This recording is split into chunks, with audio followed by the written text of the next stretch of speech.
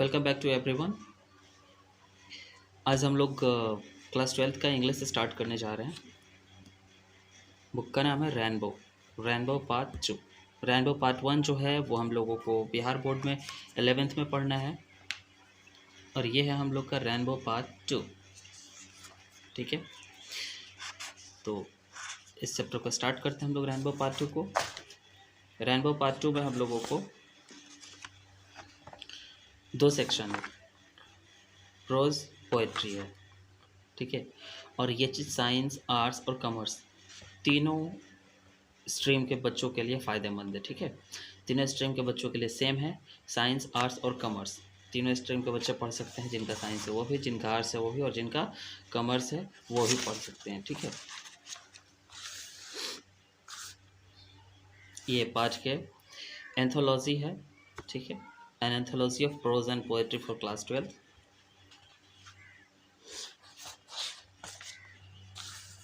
यहाँ से आपको प्रीफेस दिया हुआ है। इसके बाद से हम लोगों का आता है a word to the user. User के लिए कुछ लिखा हुआ है, आप इसको पढ़ सकते हैं। इसके बाद से जो हम लोगों का है कंटेंट है। ठीक है, कंटेंट में है प्रोज। प्रोज में हम लोगों के 11 चैप्टर हैं, 1 से लेके 11 तक चैप्टर हैं। और हम लोग का पोएट्री में जो कि 10 चैप्टर है। ठीक है, 10 चैप्टर है। हम लोग क्लास 12th का रेनबो पार्ट 2 का पोएट्री स्टार्ट करेंगे आज। पोएट्री में हम लोग का पहला चैप्टर है sweetest love I do not go. Sweetest love I do not go. ये जो चैप्टर लिखा हुआ है वो जॉन डॉन के द्वारा लिखा हुआ है। ठीक है, जॉन डॉन के द्वारा लिखा हुआ है। चलिए इस चैप्टर को देखते हैं हम लोग। Sweetest love I do not go. Sweetest love I do not go, ये लिखा हुआ है जॉन डॉन के द्वारा। जो ये जॉन डॉन थे, इनके जो आयु थी जितना दिन, ये 1572 यानी 1572 टू 1631। इसका मतलब होता है कि 1572 में जन्म लिए और उनकी जो मृत्यु हो गई वो 1631 में हुई थी। 1572 में जन्म लिए थे और उनकी मृत्यु जो हुई थी वो 1631 में हुई थी। ये जो सेक्शन होता है ये जॉन डॉन के बारे में लिखा हुआ होता है, यानी कि राइटर के बारे में लिखा हुआ होता है। ठीक है, और एक्चुअली जो पोएट्री लिखते हैं उनको पोएट बोलते हैं। ठीक है, तो ये पोएट के बारे में लिखा हुआ है, तो आप इसको एक बार पढ़ लीजिएगा। इसमें से जो भी पोएट के बारे में होता है, पोएट के बारे में आपको 1-2 क्वेश्चन क्लास 12th में ज़रूर देगा। ठीक है, तो चलिए हम लोग इस चैप्टर को शुरू करते हैं। The pioneer of a new kind of lyrics and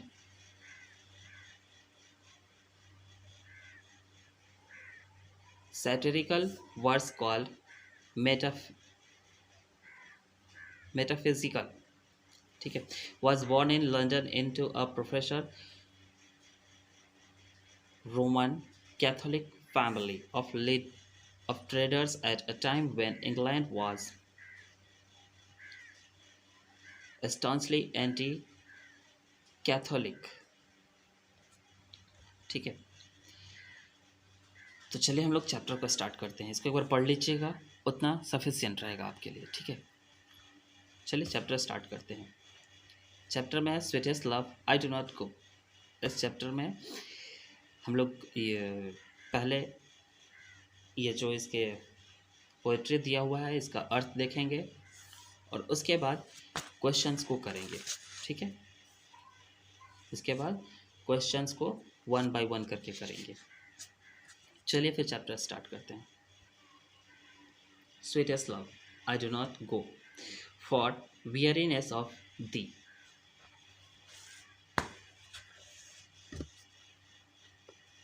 nor in the hope of the world can show a fitter love for me. But since that I must die at last, 'tis best to use myself in jest, thus by fans the deaths to die। चलिए इसका अर्थ पहले समझ लेते हैं। Sweetest love I do not go, मेरे प्रियतमा मैं इसलिए नहीं जाऊंगा, फॉर वेयरनेस ऑफ थी, कि मैं थकान महसूस कर रहा हूँ।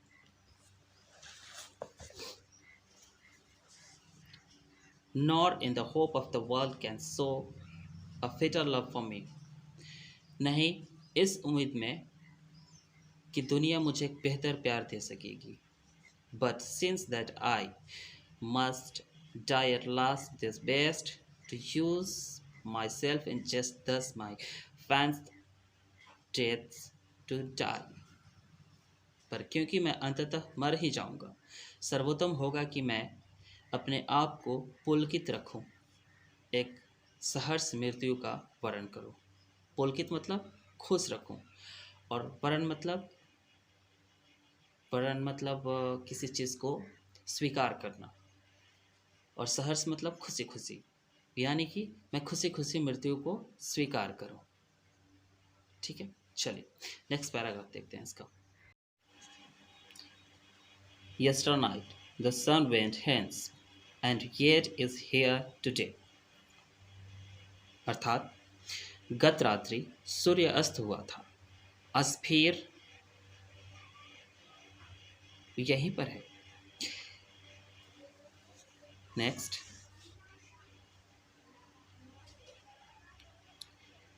he hath no desire nor sense,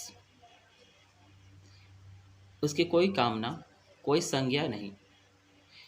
nor half so sought to be, न उसके पथ का कोई लघु रूप है। then fear not me, तब मुझे कोई भय नहीं। but believe that I shall make, परंतु मुझे पूर्ण विश्वास है। A spider journeys since I take, मैं तीव्रतर यात्राएं कर सकता हूँ। More wings and spurs than he, उस सूर्य से ज़्यादा पंख एवं उत्प्रेरणा।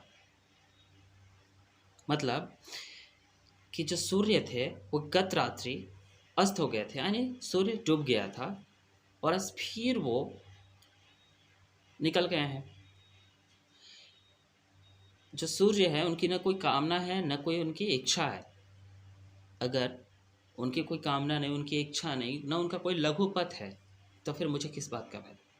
परंतु मुझे पूरा विश्वास है, मैं तेजी से यात्राएं जीवन का कर सकता हूँ, और शायद कहीं ज़्यादा।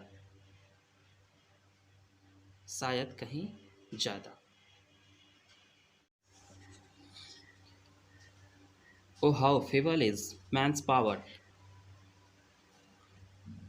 ओह, इंसान कितना बेबस है। That is good fortune fall, कि यदि मैं सौभाग्य रूठ जाए। Cannot add it another whore,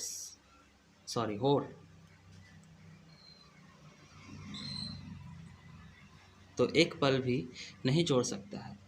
Nor a last whore recall, नहीं बीता पल लौटेगा। But come bad chance, परंतु निकृष्ट अवसर लाया है।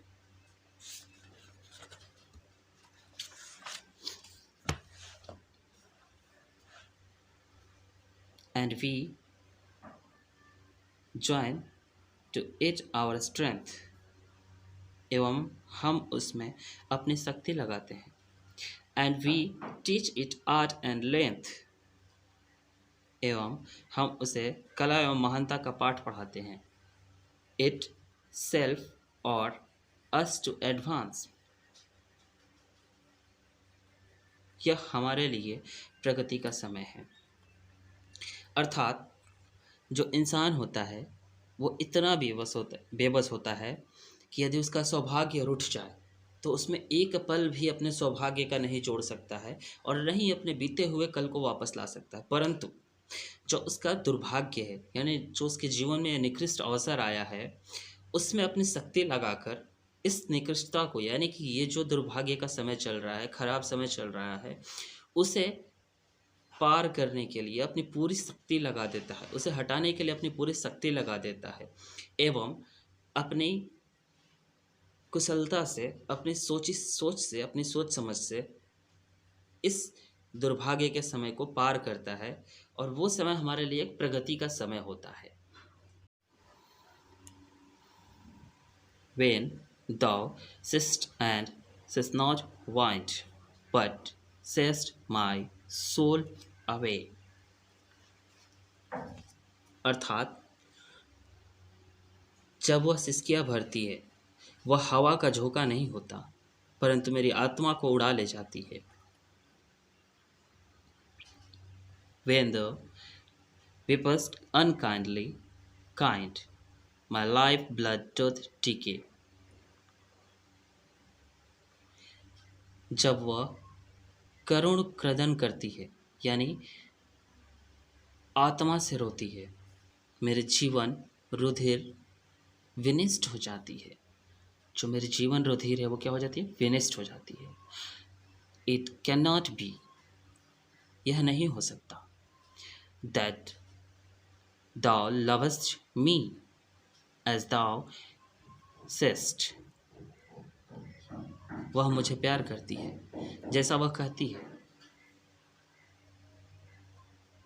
If in thine my life thou waste,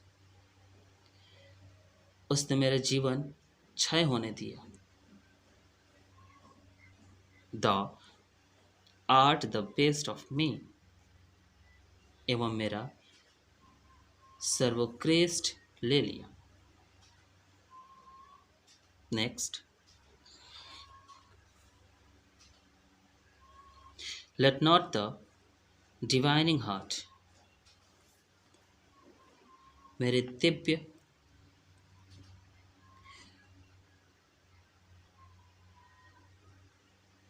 हृदय में forethink me any ill, मेरे प्रति कोई दुर्भाव न आए। Destiny my take the part, नियति अपना खेल खेलेगी। And my the fears fulfil, एवं मुझे भय मुक्त कर देगी। बट थिंक दैट वी, परंतु मैं समझता हूँ कि are not turns aside to sleep, करवट लेकर सोना ही है। They who one another keep, जो एक दूसरे के आगोश में है। अलाइव नॉट पार्टेड बी, वे कभी जुदा न हो, वे कभी जुदा न हो। तो ये रहा हमारा चैप्टर और इसका अर्थ। ठीक है, अब हम लोग आगे इसको चले देखते हैं। इसके क्वेश्चन आंसर का पहला पार्ट है true false. Read the sentences and write T for true and false, F for false statement. इसका पहला है the poet wants to go away because he tired of his beloved.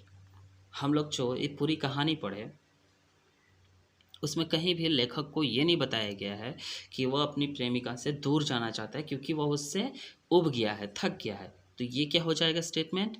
False statement हो जाएगा। ठीक है, next, the poet has found another lady who is more beautiful. इस कहानी में, इस पोएट में, सॉरी कहानी नहीं, पोएट में, कविता में कहीं भी लेखक ये नहीं कहा है कि वह किसी दूसरी औरत से प्यार करता है जो उससे ज़्यादा सुंदर है। तो ये स्टेटमेंट भी क्या हो जाएगा? फॉल्स हो जाएगा। See, the poet intends to go on a longer journey than what the sun undertakes. इसमें जो कविता थी इसमें ये मेंशन था कि लेखक जो था कवि जो था, वो पोएट जो था, वो क्या करना चाहता था, एक लॉन्गर जर्नी पे जाना चाहता था। ठीक है, तो ये क्या हो जाएगा, ट्रू हो जाएगा। Next, man's power is very weak. मनुष्य की जो शक्तियाँ होती है वो बहुत ही कमज़ोर होती है। इसमें हम लोगों ने पढ़ा था कि जो मैंस पावर होती है, स्ट्रेंथ होती है, वो इतनी ज़्यादा नहीं होती है कि हम लोग अपने किसी भी समय को या किसी भी पल को वापस ला सकें, या कोई पल हम बढ़ा सकें। जैसे खुशी का पल है, उसे हम बढ़ा सकें, वो नियति पे तय होता है, वो डिवाइन के थ्रू ही डिसाइड होता है कि हमारा कौन सा पल खुशनसीब होगा और कौन सा पल दुख में बीतेगा। किस पल में हम खुश रहेंगे, किस पल में दुखी हम रहेंगे, ये हमें भी नहीं पता होता है। ये completely depend on the divine, यानी गॉड। जो हमारे भाग्य में लिखा होता है वही होता है। तो ये क्या हो जाएगा, ट्रू हो जाएगा। एंड द लास्ट स्टेटमेंट है, the poet loves his beloved so intensely that he will come back very soon.